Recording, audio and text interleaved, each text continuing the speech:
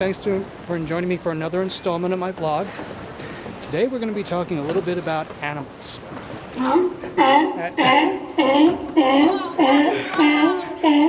And some of my guests are already talking. Allow me to introduce you to the California golden sea lions.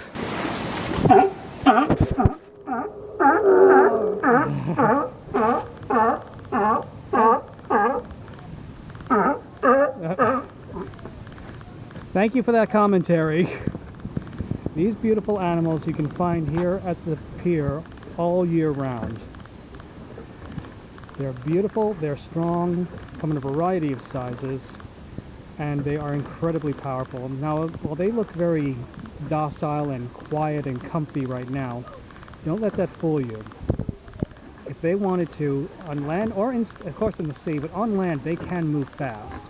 You would not want to get one of these pissed off at you and have them coming at you, because this is just hundreds of pounds of muscle and blubber, and they can get quite nasty. As you can see, they also have little disagreements amongst themselves. But they're wonderful creatures, and they're absolutely a delight to watch in the water. So why did I bring you down here? Well, today I'm going to be talking a little bit about animals. How these creatures even fit into my second novel, but also how animals can give you ideas for stories. Excuse me a second. Yes, did you have something else to say down there? I'm the one doing the talking right now. Do you mind? No more? You sure? Hey, nobody asked you down there. And as for you lot, knock it off. Otherwise I'm going to turn this into an expose about the wild and debased life of California sea lions, how you just live in a hippie commune and you're just a bunch of group weirdos. With nothing but orgies and other bad things going on. So don't push your luck, alright? Thank you. Sorry about that. But yeah, these guys are wonderful, they're beautiful. Like I said, they can be dangerous. They can also be a lot of fun. They can also be featured, used for for stories. I use them in my second novel, The Ship. The Bridge was the first novel. The Ship is the second one, which is what I'm working on. Where two of these little fellows, well, smaller versions of them, not the big ones. Well, the one big one does show up in it too. Feature very prominently in moving the plot along. You'd be amazed at what your setting and knowing your setting and what's available to you can make such a big difference in what you're writing and how you can move your story along. But also, animals can give you ideas for stories. Let me introduce you to two more back at my place, and you'll see what I'm talking about. I swear, I seem to attract animals no matter where I go. Here's the latest one to show up.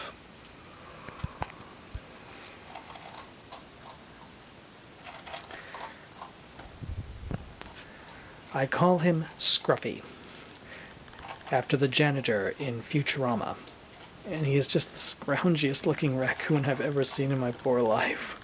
That hungry. I just don't have the heart to chase him off. As long as he doesn't cause trouble. And he's not destructive, thank goodness. A lot of them get a little bit rowdy, and he is so sad looking that as near as I can tell, the other raccoons don't like to let him hang around with them. So it's like, oh well. But there you go again. Or there we go again. Or what is his story? Can you come up with one? What do you think?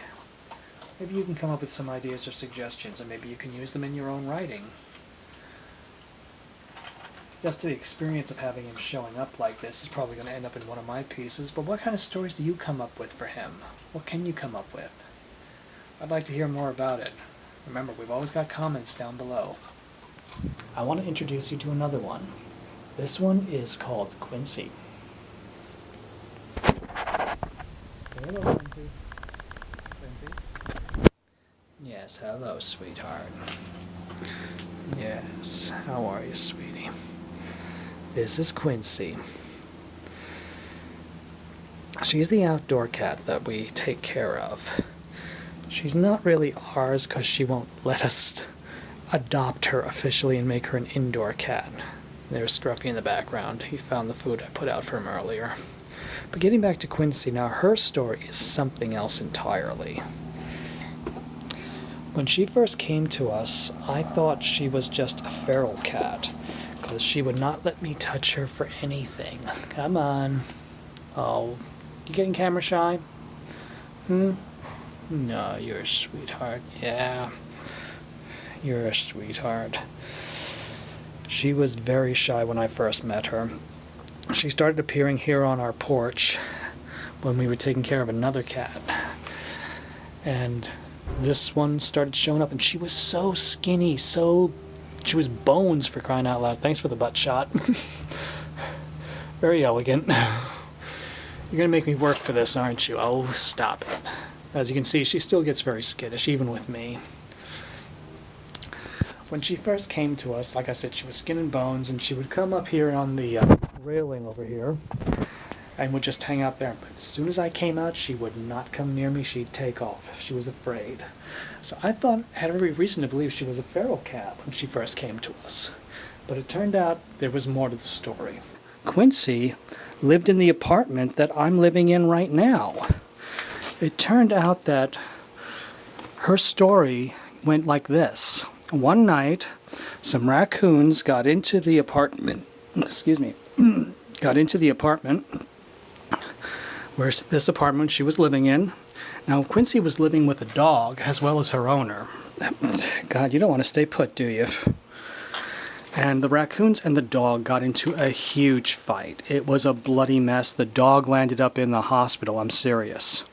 Quincy here was so traumatized by the whole fight and everything, she bolted and disappeared into the woods just across the way here and would not come back. 2 weeks later, she finally returned, but she would never go back inside the apartment. She had been too traumatized. Her owner could not even touch her anymore. But after we moved in, my wife and I slowly made friends with her and showed her that people are okay, that they can be nice, and it's okay to trust people again. And nowadays she can't get enough loving from me. Well, that's Quincy for you. She's adorable. She's loving. And she provided me with more story material. Who'd have thought an animal would have such a story? But that's it. When it comes to writing, you never know where you're going to get material from sometimes. But what other stories do you know about pets and animals that you might be able to turn into something? Whether it's a story unto itself, or maybe just their relationship with one of the characters in your novel or in your story. Because sometimes how a person interacts with an animal, especially a pet, can help define that character and help the person become more real to the reader. So sometimes it's very important. These little details can be very important to fleshing your character out and making them something more. Thanks for tuning in, and I hope you enjoyed this part of the vlog. And keep writing.